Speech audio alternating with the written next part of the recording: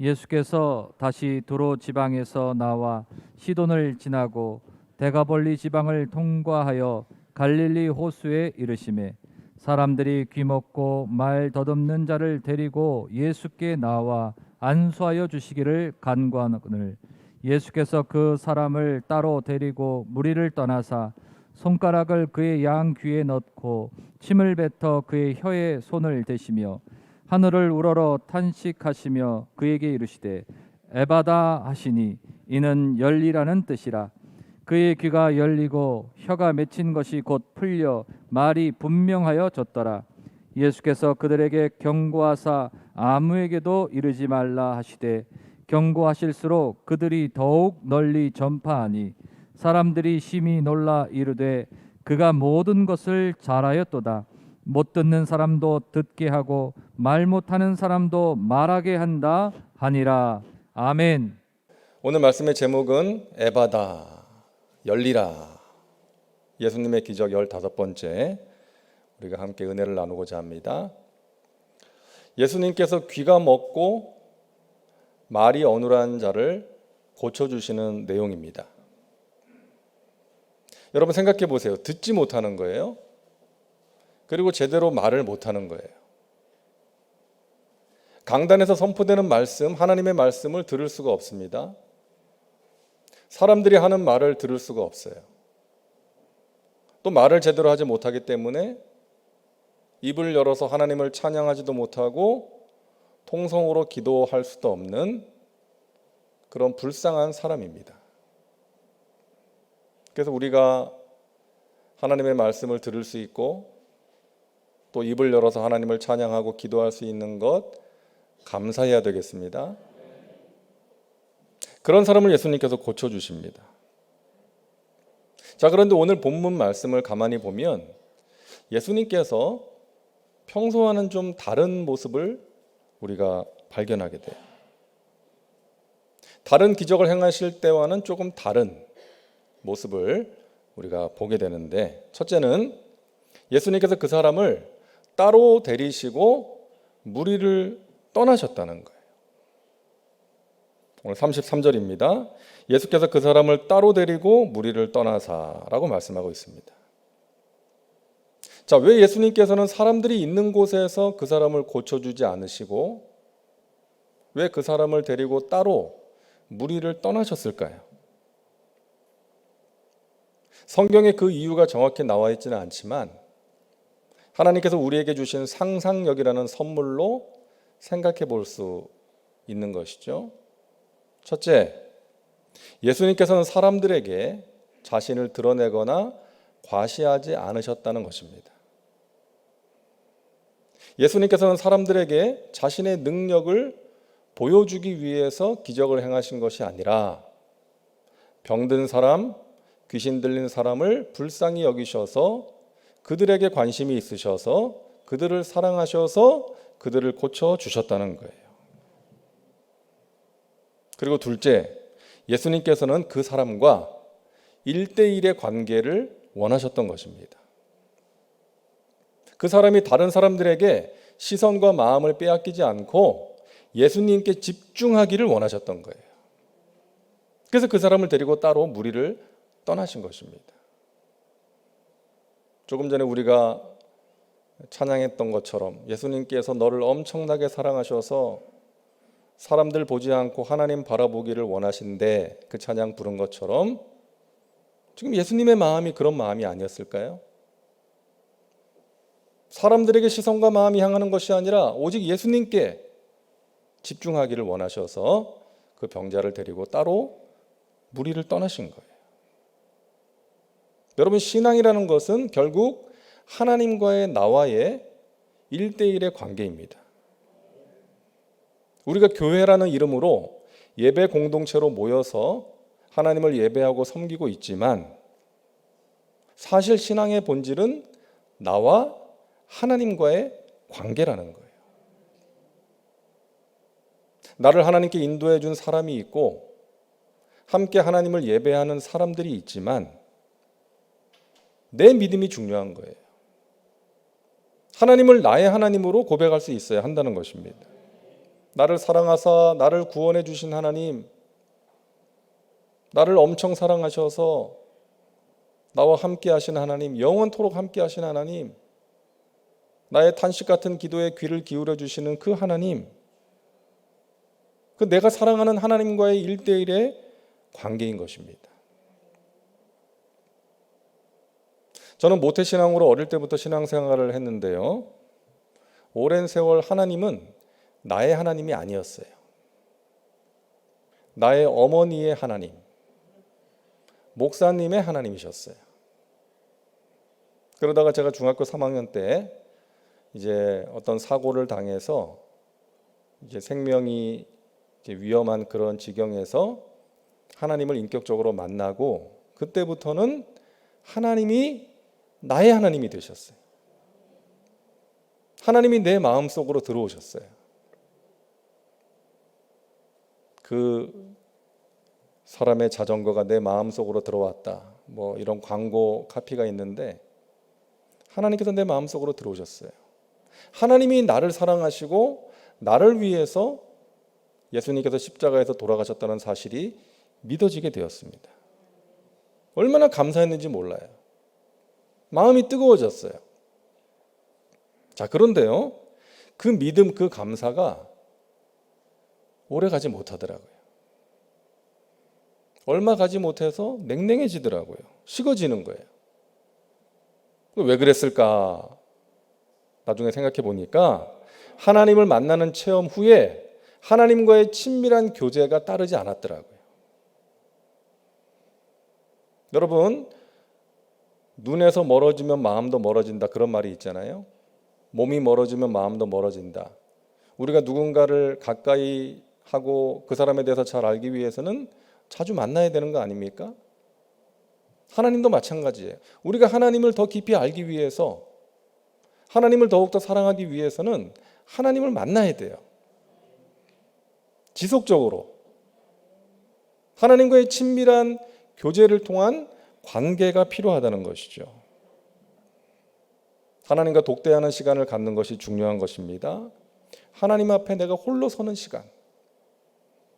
우리가 이렇게 함께 하나님을 예배하고 있지만 우리 개개인이 하나님을 바라보는 거 아닙니까? 우리 개개인이 하나님의 은혜를 사모하고 있는 거예요. 하나님과의 1대1의 관계라는 것이죠.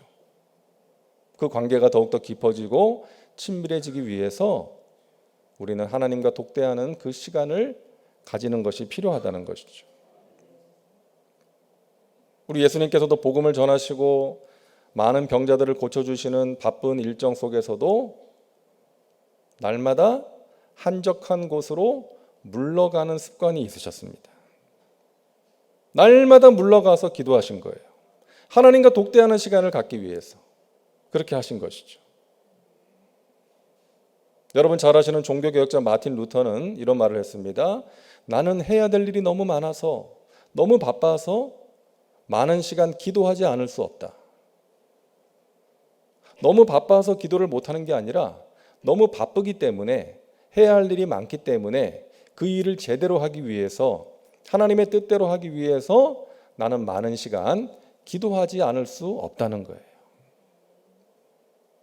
사랑하는 여러분, 바쁜 일상 속에서도 하나님과 독대하는 시간을 날마다 가지시기를 바랍니다.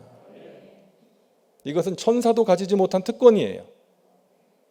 하나님께서 우리에게만 주신 너무나도 소중한 특권인 줄로 믿습니다. 하나님과 1대1로 만날 수 있다는 거예요. 내 마음을 말씀드릴 수 있다는 거예요. 나에게 말씀하시는 하나님의 음성을 들을 수 있다는 거예요. 너무나도 귀한 특권을 우리에게 주셨습니다. 이 특권을 여러분 놓치지 마시고 하나님과의 1대1의 만남 속에서 여러분 하나님을 더 깊이 알아가시고 하나님의 은혜 가운데 날마다 깊이 잠겨 살아가시기를 주님의 이름으로 축원합니다. 자, 두 번째 예수님의 행동을 보세요. 예수님께서 손가락으로 그의 귀에 넣고 혀에 대셨다는 거예요. 33절입니다. 손가락을 그의 양귀에 넣고 침을 뱉어 그의 혀에 손을 대시며. 다른 때는 이런 행동 안 하셨잖아요. 예수님은 말씀만 하시면 병을 고치실 수 있어요. 말씀만 하시면. 그런데 왜 이때는 그런 행동을 하신 것일까요? 지금까지는 말씀만으로 고치셨는데 왜 이런 행동을 하셨을까요? 이 사람은 귀가 멀어서 예수님의 말씀을 들을 수 없었기 때문이죠. 예수님의 말씀을 들을 수 없었어요. 너가 믿느냐? 내 믿은 대로 될지어다. 이 말씀을 들을 수가 없는 거죠. 그래서 예수님께서 이 사람과의 이 신체적인 접촉을 통해서 이 사람에게 믿음을 심어주고자 하셨던 거예요. 예수님의 행동은 이 사람에게 기대를 불러일으켰을 거예요. 사람들에 의해서 예수님께 왔던 이 사람, 말씀이 들리지 않았지만, 확실한 믿음이 없었지만, 예수님께서 자신의 손을 자신의 귀에 넣으시고 자신의 혀에 대셨을 때, 그 닿는 순간 가슴이 뛰었을 거예요. 기대가 되었겠죠. 아, 이분이 나를 고쳐주시는구나. 믿음이 생기지 않았겠습니까? 믿음이 없이는 하나님의 역사가 일어날 수 없기 때문에 예수님께서는 친히 이 사람을 만지셔서 그 터치를 통해서 이 사람이 믿음을 갖기를 원하셔서 그런 행동을 하신 것입니다. 이 사람은 예수님의 그 행동을 통해서 기대감이 생기고 믿음이 생겼던 거예요. 내가 낫게 될 줄로 믿습니다. 예수님께서 나를 고쳐주실 줄로 믿습니다. 이 믿음을 이 사람에게 주신 것입니다. 여러분, 하나님께서 우리에게 믿음을 주시는 여러 가지 통로가 있죠. 대표적인 것이 말씀과 기도죠. 우리가 하나님 바라보고 간절히 기도할 때 하나님께서 우리에게 믿음을 심어주십니다. 회복시켜 주시고 자라게 하십니다. 또 하나님의 말씀을 읽고 묵상하고 하나님의 말씀을 들을 때 어느 말씀이 나에게 주신 하나님의 말씀으로 믿어지고 들려지는 거죠. 그 말씀이 나에게 믿음을 가져다 주는 거예요.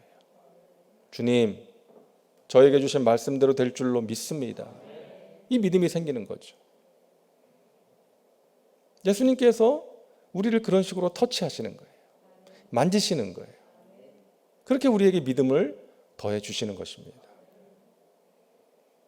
그리고 또 한 가지 통로가 뭔가 하면 하나님께서 창조하신 이 우주 만물을 보면 우리는 하나님의 위대하심을 알게 되고 하나님을 향한 믿음이 생기게 되는 거죠. 여러분 보세요. 이 우주에 수많은 별들과 행성들이 서로 충돌하지 않고 일정한 궤도로 움직이고 있다는 것. 이게 창조주의 놀랍고 위대한 지혜와 능력 아닙니까? 여러분, 우주로부터 날아오는 소행성이 지구와 충돌하면 어떻게 될까요?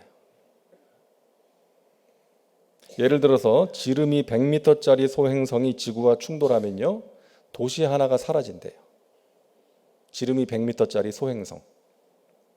그리고 지름이 1km짜리 소행성이 지구와 충돌하면 지구가 멸망할 수 있다고 합니다. 그래서 그것을 소재로 한 영화들이 나왔잖아요. 예전에 아마겟돈, 딥 임팩트 이런 영화가 이제 그런 내용을 다루고 있지 않습니까? 소행성이 지구와 충돌하는 지구 멸망의 날을 막는 그런 내용이었어요. 우리나라 천문연구원에 따르면요, 지금까지 79만 개의 소행성이 발견되었대요. 근데 그 중에 2084개가 지구와 궤도가 겹친대요. 그래서 충돌 위험이 있다는 거예요. 실제로 여러분 2000년 이후에 도시 하나를 사라지게 할 수 있는 규모의 소행성 몇 개가 지구에 떨어졌대요. 모르셨죠? 가끔 뉴스에 나오긴 했는데, 근데 소행성이 어디 떨어졌냐 하면 다행히 대부분 바다에, 그리고 하나는 사막에 떨어졌다는 거예요. 사람들은 뭐라고 생각해요? 아이고, 운이 좋았구나. 우리는 어떻게 생각해요? 하나님께서 지켜주셨구나. 이렇게 믿는 것이죠. 여러분, 우리가 깨닫기 훨씬 전부터 하나님께서는 놀라운 지혜와 능력으로 우리를 보호하고 계신 줄로 믿습니다. 지금도 살아계신 하나님께서 놀라우신 능력으로 우리를 지켜주시고 앞으로도 영원토록 여러분을 보호해 주신다는 것을 여러분 믿으시기를 바랍니다. 저와 여러분에게 그 믿음이 있기를 바랍니다. 하나님께서 우리를 엄청 사랑하시기 때문에 하나님을 바라보고 하나님의 은혜를 사모하고 하나님의 도우심을 구하며 기도할 때에 하나님의 은혜 가운데 우리를 붙들어 주시고 우리를 이 세상 악한 것들로부터 지켜 보호해 주심을 여러분 믿으시기를 바랍니다. 자, 세 번째, 예수님께서는 하늘을 우러러 보셨다는 거예요. 34절입니다. 하늘을 우러러 탄식하시며. 이 행동은 예수님께서 종종 하셨죠. 하늘을 우러러 보시면서 기도하셨습니다. 치유의 능력, 기도의 응답은 하나님께로부터 오기 때문에, 하늘로부터 오는 것이기 때문에, 하늘을 보신 것은 하나님을 보신 거예요. 병든 사람의 절망적인 상태를 보신 것이 아니라 그 병을 고쳐주실 수 있는 하나님을 바라보신 것입니다. 여러분, 우리가 무엇을 보는가가 너무나 중요하죠. 무엇을 보는가 너무나 중요합니다. 이스라엘 백성들은 가나안 땅에 살고 있는 아낙자손 거인들을 보았어요. 하나님의 약속을 잊어버립니다. 두려워하면서 원망합니다. 하나님을 거역합니다. 하지만 여호수아와 갈렙은 아낙자손 거인들을 바라본 것이 아니라 하나님을 바라봤어요. 하나님께서 우리를 기뻐하시면 우리를 그 땅으로 인도해 주실 것이다. 그 땅 백성들을 두려워하지 말아라. 그들은 우리의 밥이니라. 이스라엘 백성들은 블레셋과 전쟁할 때 거인 장수 골리앗을 보고 기가 죽었어요. 하지만 다윗은 골리앗을 바라보지 않고 만군의 야훼 하나님을 바라보고 너는 칼과 단창으로 내게 나오지만 나는 너가 조롱하고 모욕하는 만군의 야훼 하나님의 이름으로 너에게 나간다. 하나님을 바라보고 골리앗을 물리쳤던 것이죠. 제자들이 타고 가던 배가 풍랑을 만납니다. 오랫동안 고생을 하고 있을 때 예수님께서 바다 위를 걸어서 오십니다. 제자들이 두려워해요. 예수님께서 얘들아 나다. 베드로가 말합니다. 만일 주님이시라면 저를 명하여 물 위로 걸어오라 하십시오. 그래, 걸어와라. 베드로가 배에서 뛰어내립니다. 바다 위를 걸어갑니다. 그런데 얼마 후에 바다로 빠져들게 되죠. 왜? 바람과 바다를 보고 무서워 빠져가는지라. 여러분, 우리가 무엇을 보는가가 그래서 중요한 거예요. 아낙자손 거인을 바라보고 거인 장수 골리앗을 바라보고 문제의 풍랑을 바라보면 우리는 두려워할 수밖에 없는 사람들이에요. 낙심 가운데 빠질 수밖에 없어요. 하지만 믿음의 주여 온전케 하시는 예수님을 바라보면 두려움과 낙심을 이기고 승리할 수가 있는 것입니다. 우리 인생은 그 싸움이죠. 문제를 바라보고 낙심하느냐, 아니면 지금도 살아계셔서 나와 함께 하시는 하나님을 바라보고 다시금 소망을 품느냐. 이 치열한 싸움 속에서 우리가 살아가고 있는 거 아닙니까? 여러분, 우리가 느끼는 감정을 기도로 승화시키는 것이 중요합니다. 그래서 오늘 이 밤에 우리가 기도하는 게 중요한 거예요. 우리가 살아가면서 느끼는 여러 가지 감정들이 있잖아요. 낙심, 두려움, 불안, 허탈함, 분노, 누군가를 향한 미움, 이런 감정 자체는 죄가 아니에요. 하지만 그런 감정을 방치하면, 그런 감정 속에 내가 끌려 들어가면 죄를 지을 수가 있는 거예요. 그래서 그런 감정을 기도로 빨리 승화시켜야 됩니다. 우리 예수님께서 겟세마네에 가셔서 뭐라고 말씀하셨어요? 내 마음이 심히 고민이 되어 죽게 되었다. 내가 지금 죽을 지경이다. 예수님께서도 십자가를 앞두시고 두려워하시고 고통스러워하신 거예요.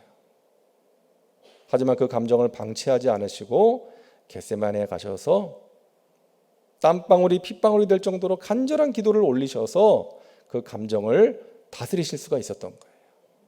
하나님의 뜻을 따라갈 수가 있었던 것입니다. 여러분 마음에 찾아오는 감정, 부정적인 감정들 여러분 방치하지 마세요. 가능한 빨리 하나님 바라보시고 기도로 그 감정을 소화시켜서 하나님이 주시는 좋은 마음과 생각을 가지고 승리의 삶을 살아가시기를 주님의 이름으로 축원합니다. 우리는 하나님을 바라봐야 돼요. 인간이라는 단어를 헬라어로 안드로포스라고 합니다. 안드로포스는 위를 바라보는 존재라는 뜻이 있어요. 모든 동물들이 땅을 바라보고 다녀요. 하지만 우리 인간만큼은 하늘을 바라볼 수 있는 존재라는 거예요. 그래서 우리는 이 땅의 것들의 마음을 빼앗겨 이 땅의 것들에 매여서 살면 안 되는 것입니다. 위를 봐야 돼요. 우리의 도움이 천지를 지으신 야훼께로부터 오기 때문에 우리는 위를 보면서 살아가야 될 줄로 믿습니다.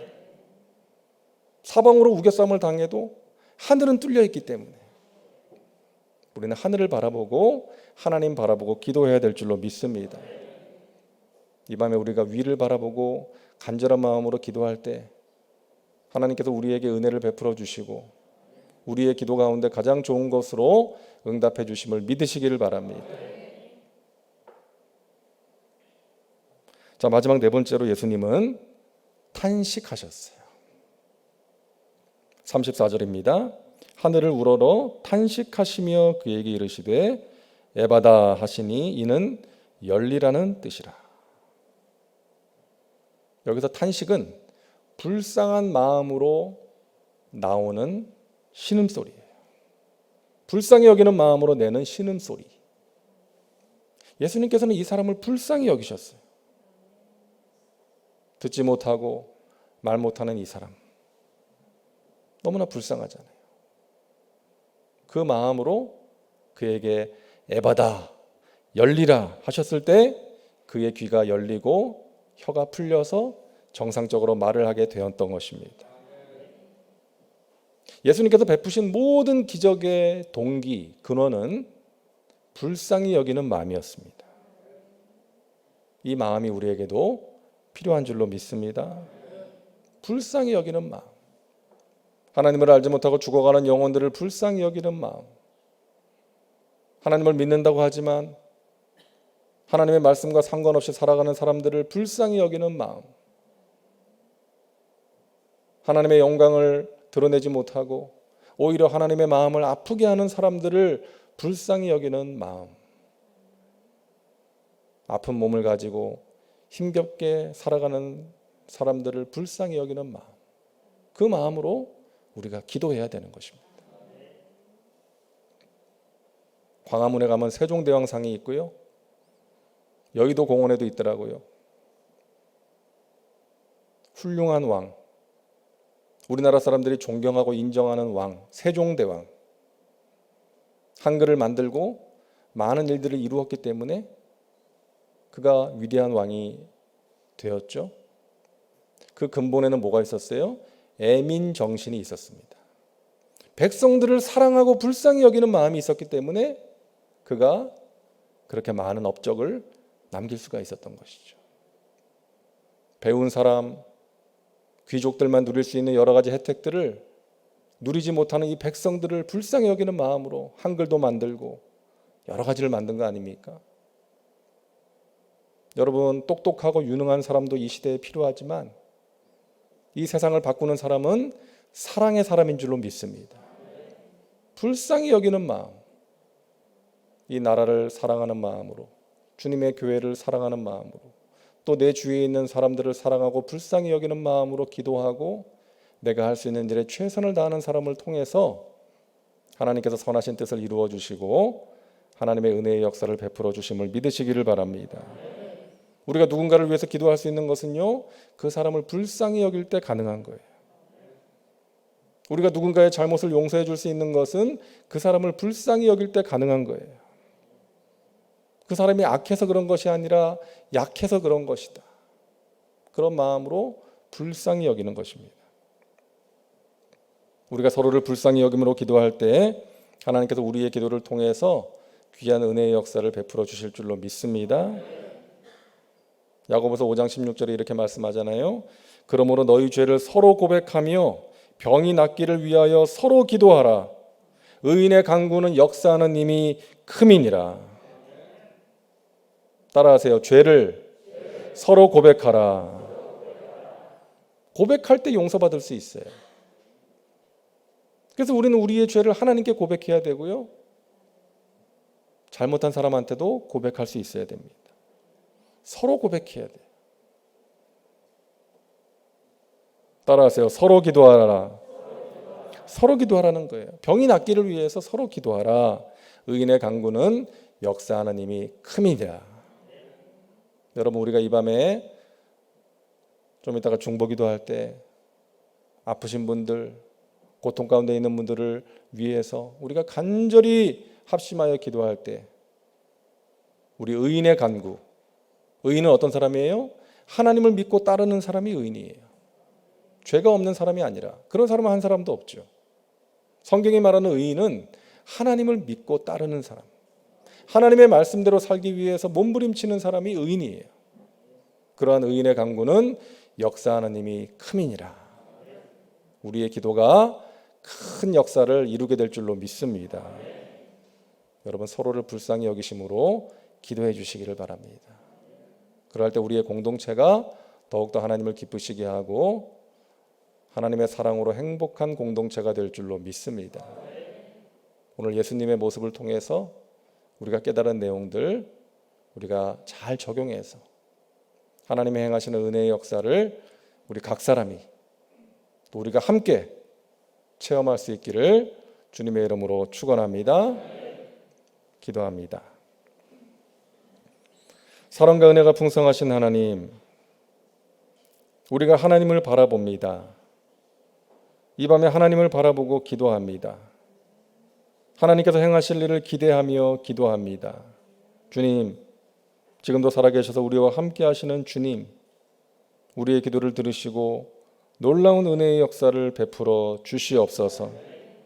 서로를 위하여 기도합니다. 간절한 마음으로 합심하여 기도할 때 의인의 간구는 역사하는 힘이 큼이니라 하셨사오니 우리의 간구를 통해서 하나님의 은혜의 역사가 임하게 하여 주시옵소서. 예수님의 이름으로 기도하옵나이다. 아멘.